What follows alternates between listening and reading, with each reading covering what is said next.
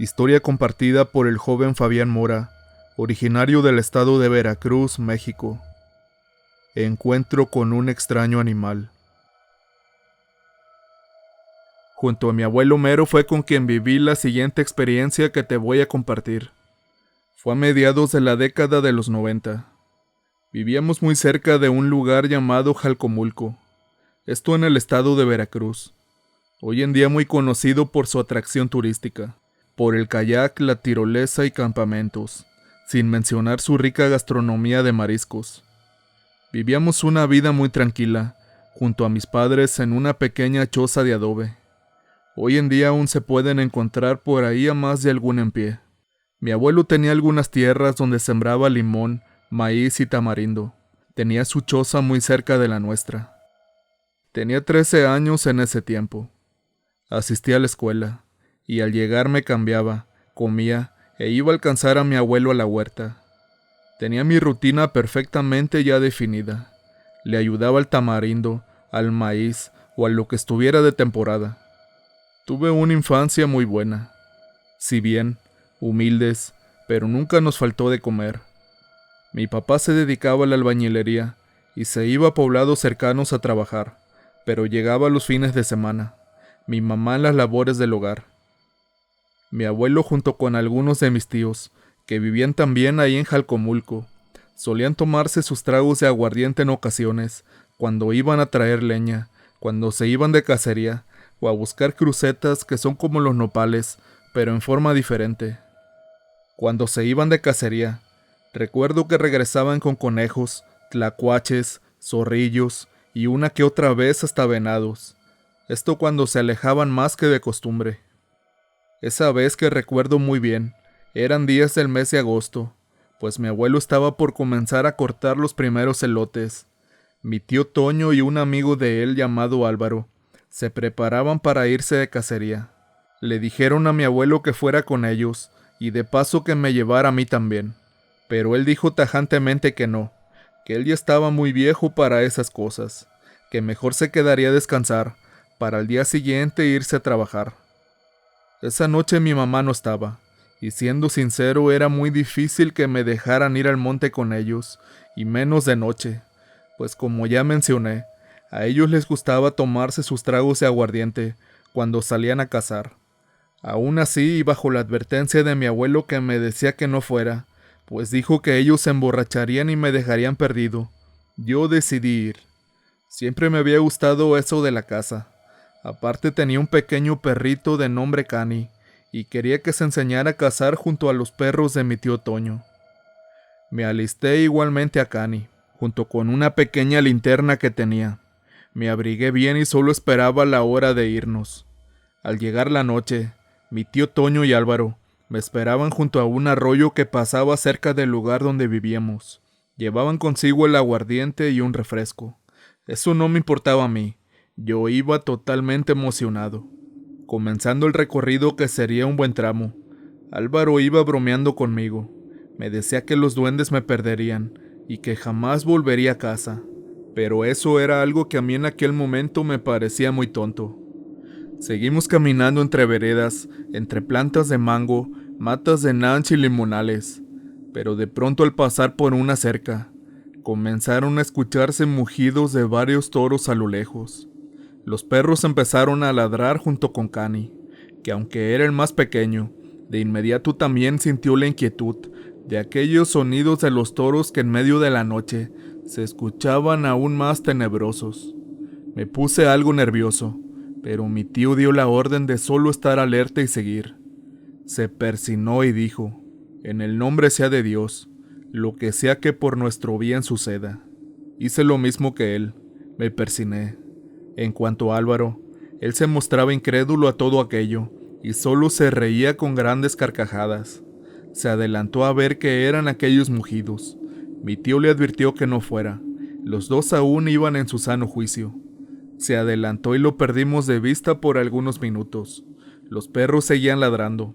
Mi tío y yo seguimos avanzando. Pero de pronto escuchamos cómo Álvaro gritaba. Entonces mi tío Toño, con una voz firme y certera, gritó al aire: «Eso te tocaba por necio».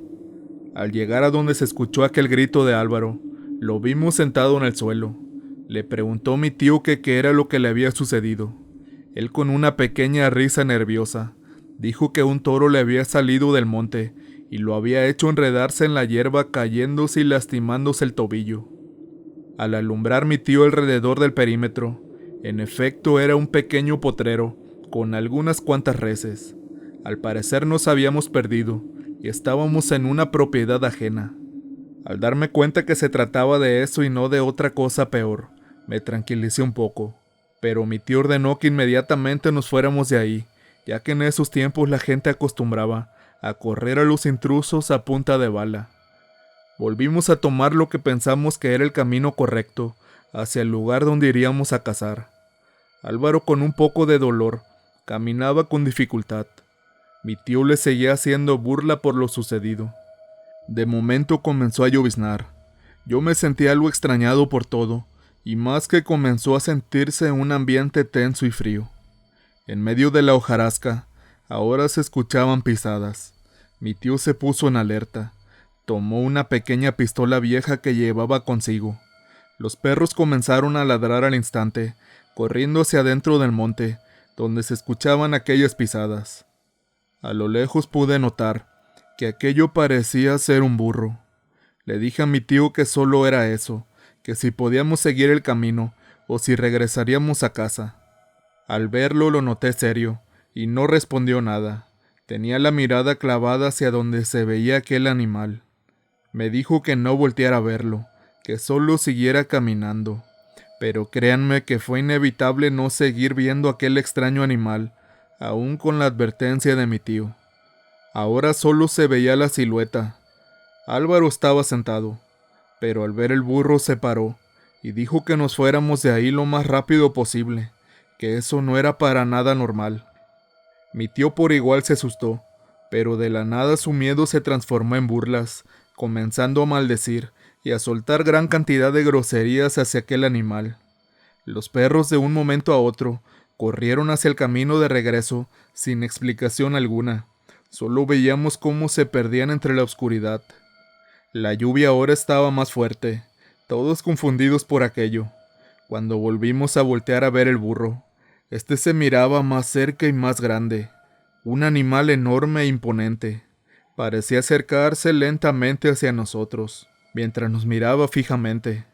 Comenzó a rebuznar como cualquier burro normal ahora, pero con mayor intensidad, que nos era casi imposible escuchar.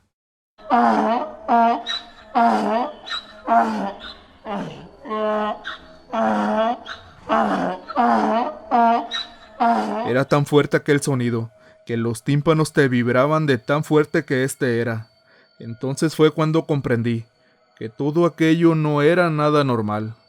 Mi tío por su lado trataba de hacer que su pistola accionara, pero no salían los disparos. Solo se escuchaba el sonar del gatillo y de cómo se encasquillaban las balas.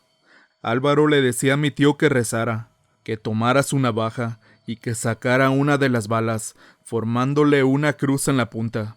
Mi tío intentó hacerlo, pero al querer sacar la primera bala, vimos cómo aquel burro se paraba sobre sus dos patas traseras, abalanzándose sobre nosotros.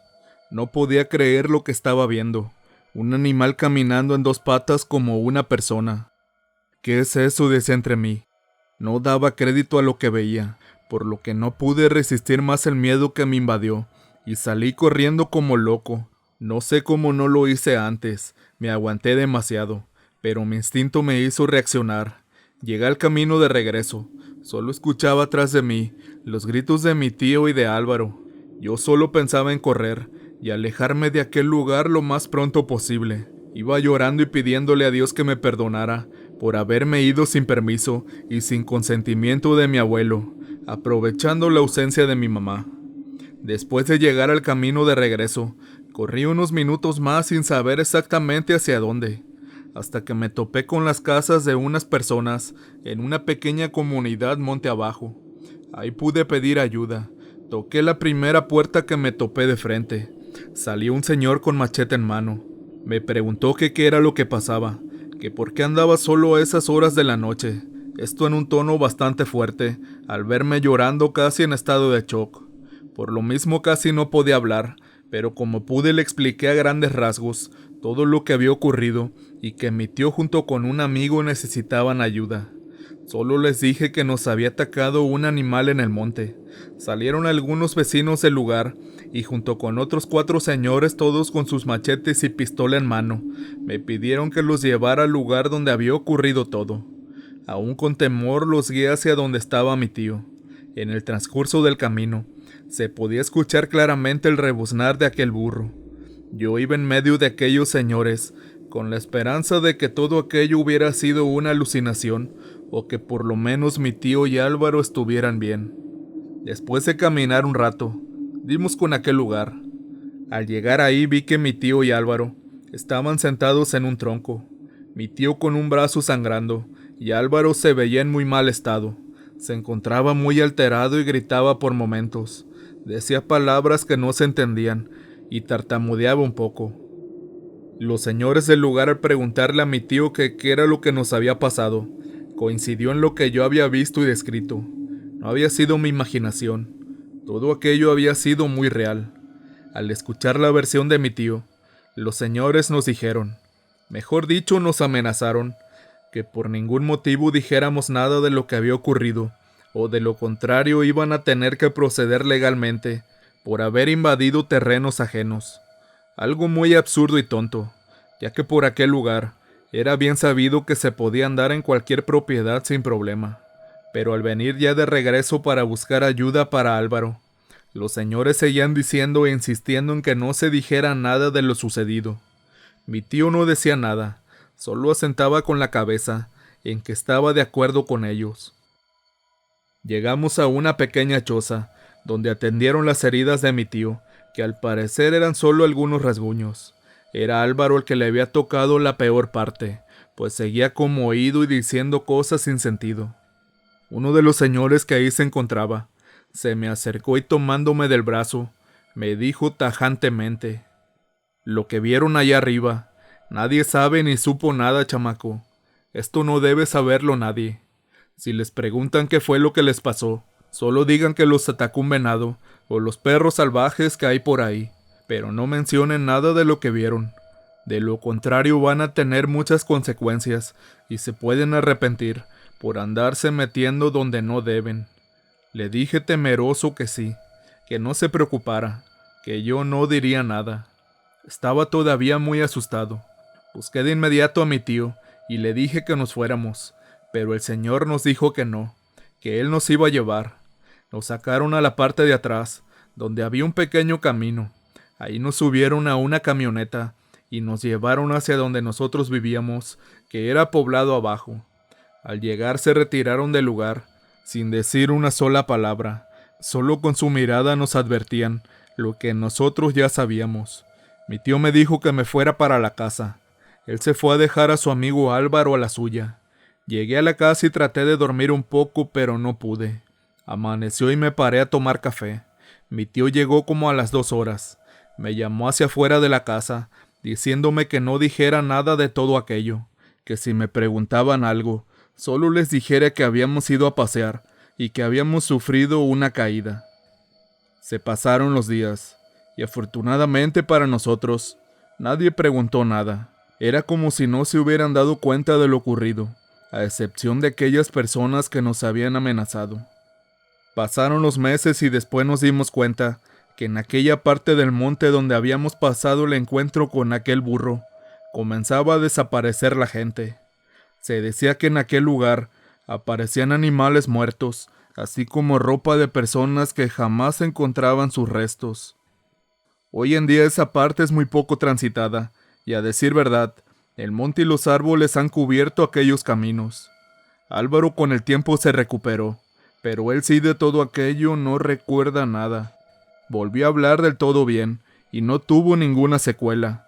pero jamás pudo recordar nada de aquella terrible noche.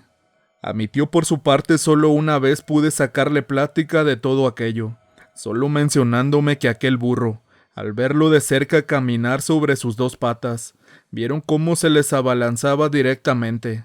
Al ver esto por instinto él intentó correr, pero se cayó por una pequeña zanja. Ahí fue donde se lastimó su brazo, y que al voltear a ver a su amigo, solo logró ver cómo aquel animal se perdía en medio de la oscuridad. De ahí nunca más le pude sacar información, pues no quiso volver a tocar el tema. Solo me recalcó siempre por mucho tiempo, que no contara nada a nadie de todo aquello. Después también supimos que aquellos hombres que nos habían amenazado eran personas dedicadas al crimen organizado, y que también aquel lugar lo ocupaban como escondite en aquellos tiempos. Gracias a Dios para nosotros todo aquello solo quedó en un gran susto, una pequeña experiencia de la cual muy pocos conocidos y familiares cercanos la saben.